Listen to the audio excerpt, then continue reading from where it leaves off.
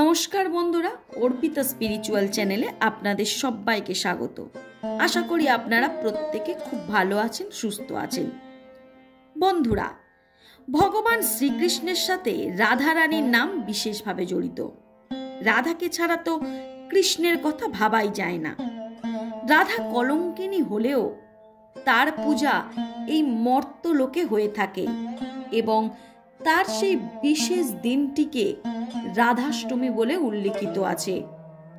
এই রাধাষ্টমীর দিন ভারতবর্ষের প্রতি হিন্দু ঘরের মা বোনেরা খুব শ্রদ্ধার সঙ্গে এই রাধাষ্টমী ব্রত পালন করে থাকেন।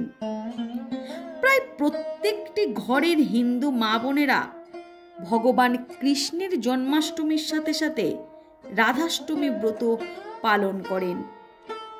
তবে রাধাষ্টমী ব্রত পালনের ক্ষেত্রে জন্মাষ্টমীর মতো বিশেষ কিছু নিয়ম পালন করতে হয়।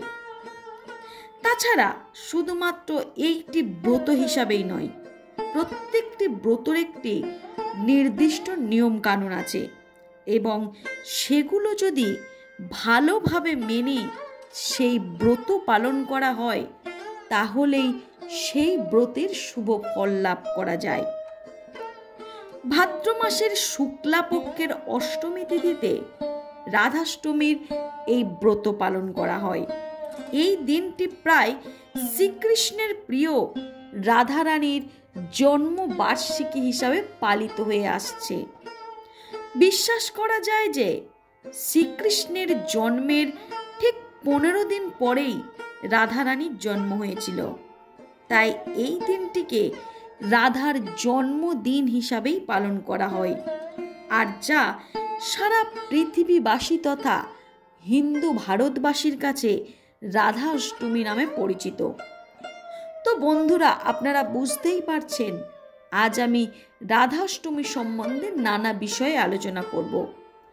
আজকের আমার আলোচনার মুখ্য বিষয় হলো এই 2025 সালে রাধাষ্টমী কী বার পড়েছে এবং এর শুভ তিথি ঠিক কখন। তার সাথে সাথে আপনারা রাধারানীকে কি ধরনের ফল, ফুল এবং তার প্রিয় কোন রঙের পোশাক পরে আপনারা তার পূজা করবেন। সাথে সাথে এই রাধাষ্টমী পুজোর নিয়ম, নানা রকম বিধি পালন এবং তার সাথে সাথে এই রাধাষ্টমী ব্রত পালন করলে কি ফল লাভ হতে পারে সে বিষয়ে আলোচনা করব। অর্থাৎ রাধাষ্টমী ব্রতের তাৎপর্য আপনাদের সাথে আলোচনা করব। তাহলে চলুন আজকের মূল ভিডিওতে চলে যাই।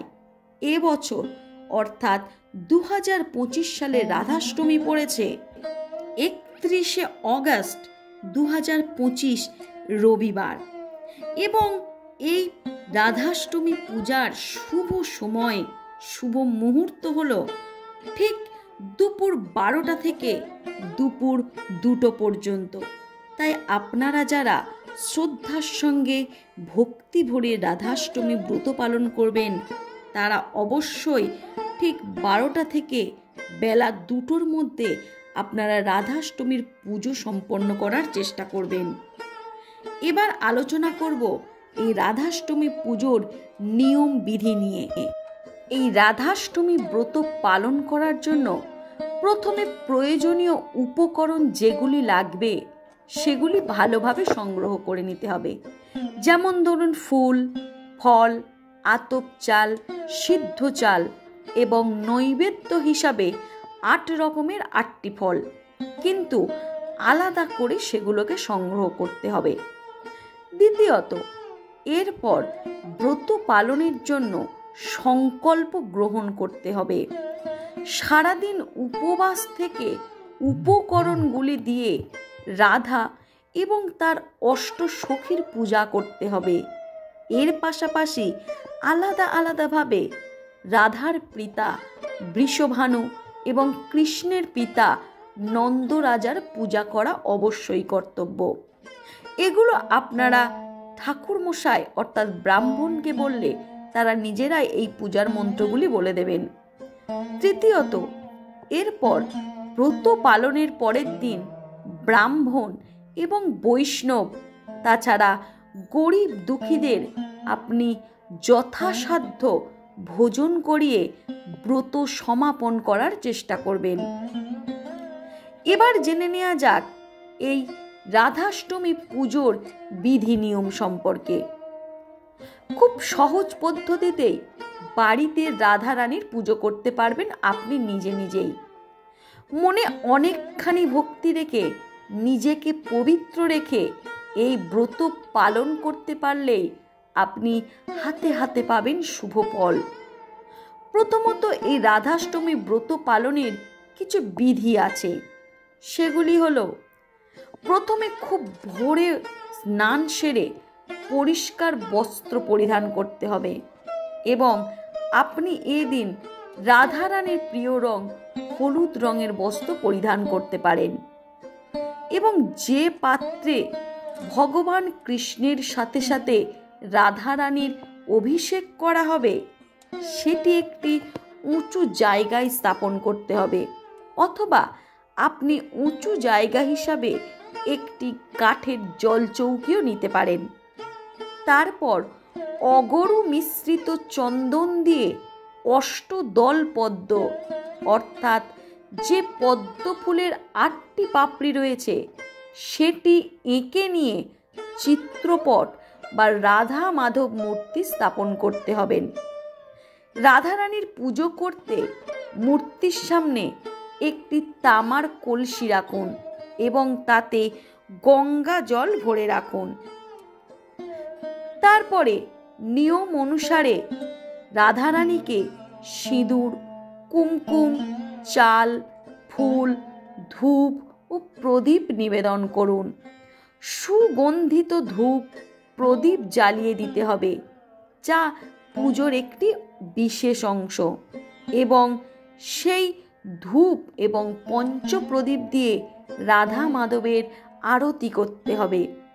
পঞ্চামৃত হিসাবে দুধ, দই, ঘি, মধু এবং চিনি দিয়ে আপনি ভগবান কৃষ্ণের সাথে সাথে রাধারানীকে অভিষেক করাতে পারেন, অর্থাৎ স্নান করাতে পারেন। তারপর ফুলের সঙ্গে চন্দন মিশিয়ে রাধারানীকে সাজাতে হবে এবং শ্রীকৃষ্ণের পাদপদ্মে আপনি অবশ্যই তুলসী পাতা অর্পণ করবেন এবং রাধারানীর পাদপদ্মে ফুল অর্পণ করবেন। পারলে পদ্ম ফুল দিলে খুবই ভালো হয়। ভুলেও আপনারা রাধারানীর পায়েতে তুলসী পাতা অর্পণ করবেন না। এরপর ভোগ নিবেদন করতে হবে রাধারানীকে মন্ত্র উচ্চারণ করে, এবং সর্বশেষ আপনি মঙ্গল আরতি করবেন রাধা কৃষ্ণের। এবং পুজো সম্পন্ন হয়ে যাওয়ার পর সেই প্রসাদ সবাইকে বিতরণ করে নিজে সেই প্রসাদ গ্রহণ করে তবেই আপনি উপবাস ভঙ্গ করবেন। তো বন্ধুরা, আপনারা জানতে পারলেন রাধাষ্টমী ব্রত পালনের নিয়ম। এরপর আলোচনা করব আরও একটি মনোরম বিষয় নিয়ে, আর সেটি হলো আপনি এই রাধাষ্টমী ব্রতর দিনে রাধাকে তার প্রিয় কোন ফল, কোন ফুল এবং কোন রঙের পোশাক পরিয়ে মা রাধাকে সন্তুষ্ট করবেন। তাহলে চলুন আজকের সেই বিষয়ে আলোচনা করি। প্রথমত, রাধারানীর পছন্দের যে ফুলগুলি রয়েছে সেগুলি হলো, শাস্ত্র অনুসারে সকল রকমেরই ফুল যা শ্রীকৃষ্ণের পছন্দ সেই সকল ফুলই রাধারানী পছন্দ করেন। তবে বিশেষ করে পদ্ম ফুল, কদম ফুল, বকুল ফুল, মালতী ফুল আপনি রাধারানীর পায়ে অর্পণ করতে পারেন। আর সবচেয়ে বেশি রাধারানী পছন্দ করেন যে ফুলটি, সেটি হলো কাঠগোলাপ।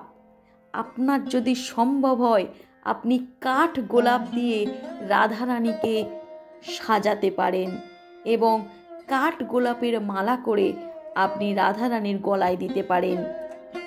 এবং রাধারানী যে সকল ফল পছন্দ করে সেই সকল ফলের মধ্যে সব থেকে প্রিয় যে ফল সেটিও আপনাদের সাথে আলোচনা করব। আমরা জানি কৃষ্ণের লাদিনী শক্তি হলো রাধা, কৃষ্ণের প্রাণ হলো রাধা। তাই কৃষ্ণ যা যা পছন্দ করেন মায়ের রাধারও সেই একই জিনিসগুলো পছন্দ। তবে বিশেষ করে রাধারানীর একটি ফল তার সব থেকে বেশি প্রিয়, আর সেই ফলটি হলো সকলেরই চেনা আতা ফল। আপনারা পারলে আতা এই রাধাষ্টমীর দিনে রাধাকে অর্পণ করতে পারেন।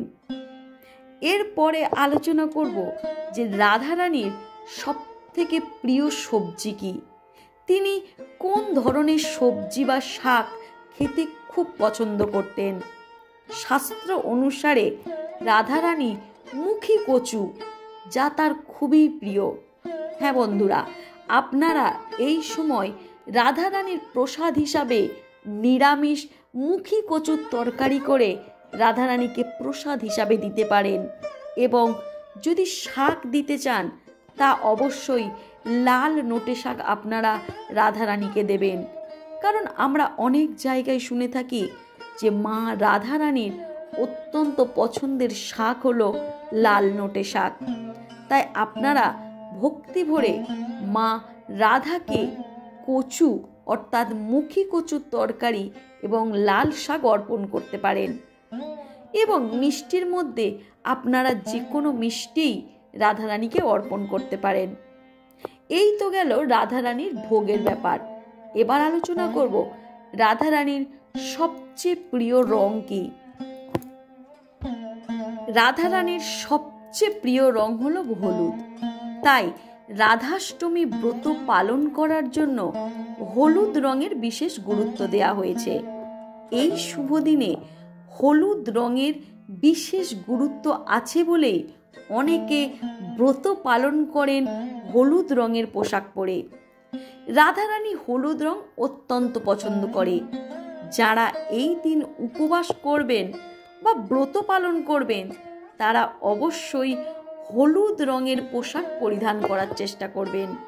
কারণ হলুদ রং শুধু রাধারানীর নয়, হলুদ রং ভগবান শ্রীকৃষ্ণের অত্যন্ত পছন্দের রং।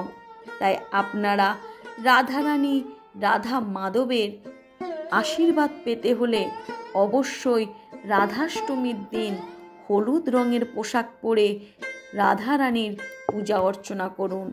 তাছাড়া এই শুভ দিনে পুজোর পাশাপাশি হলুদ কাপড় বিছিয়ে শ্রী রাধা কৃষ্ণের মূর্তি স্থাপন করতে পারেন।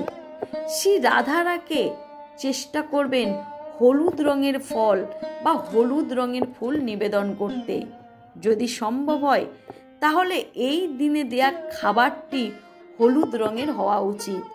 তাই আপনারা চেষ্টা করবেন যে সকল ফলের রং হলুদ এবং যে সকল খাবার আপনি ভগবানকে অর্পণ করবেন, যে সকল ফুল অর্পণ করবেন সেগুলো হলুদ রঙের দেওয়ার চেষ্টা করবেন।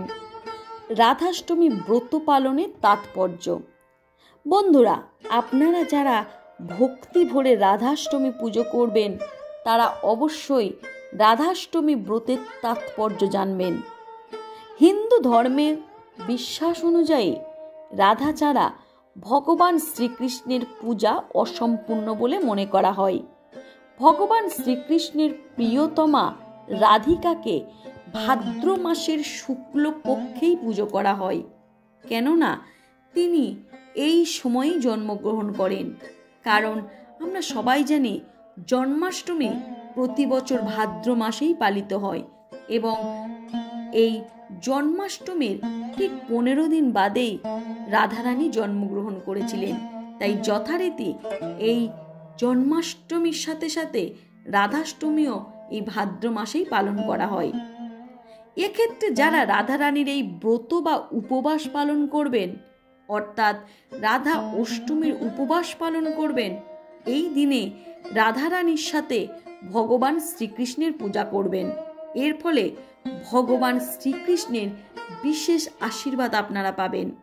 এটা বিশ্বাসও করা হয় যে যে বিবাহিত দম্পতিরা রাধা অষ্টমী উপবাস করেন এবং নিয়ম অনুসারে পূজা করেন তাদের জীবনে সর্বদাই সুখ থাকে এবং স্বামী স্ত্রীর মধ্যে সব সময় ভালোবাসা বজায় থাকে। পরিবারের সমৃদ্ধি ও উন্নতি দিনের পর দিন বাড়তে থাকে। শাস্ত্রে বলা হয়েছে যে এই রাধাষ্টমী ব্রত পালন করলে 1,00,000 ব্রত পালনের ফল 1000 কন্যা দানের সমান পূর্ণ ও পর্বত পরিমাণ স্বর্ণ দানের ফল পাওয়া যায়। তাই আপনারা অত্যন্ত পূর্ণ অর্জনের জন্য অবশ্যই রাধাষ্টমী ব্রত পালন করুন এবং শ্রীকৃষ্ণ ও রাধারানীর কৃপা লাভ করুন। তো বন্ধুরা, আজকের এই ভিডিও থেকে আপনারা জানতে পারলেন যে রাধাষ্টমী ব্রত কি কি নিয়মে পালন করা উচিত এবং রাধারানীর পছন্দের কোন জিনিসগুলি দিলে তিনি অত্যন্ত খুশি হবেন। তাই যারা রাধাষ্টমী ব্রত পালন করবেন বলে ঠিক করেছেন তারা অবশ্যই মন দিয়ে অন্তর দিয়ে জন্মাষ্টমীর মতো রাধাষ্টমী ব্রত পালন করুন। তাহলে দেখবেন ভগবান কৃষ্ণের সাথে সাথে রাধার আশীর্বাদও আপনারা পাবেন। আপনাদের জীবন সুখে শান্তিতে ভরে উঠবে এবং আপনাদের সংসারের সমস্ত অশান্তি দূর হয়ে যাবে। তো আজকের ভিডিও এই পর্যন্ত।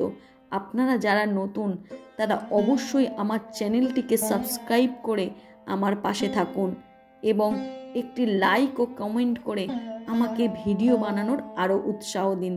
আজ ভিডিও এই পর্যন্ত। নমস্কার।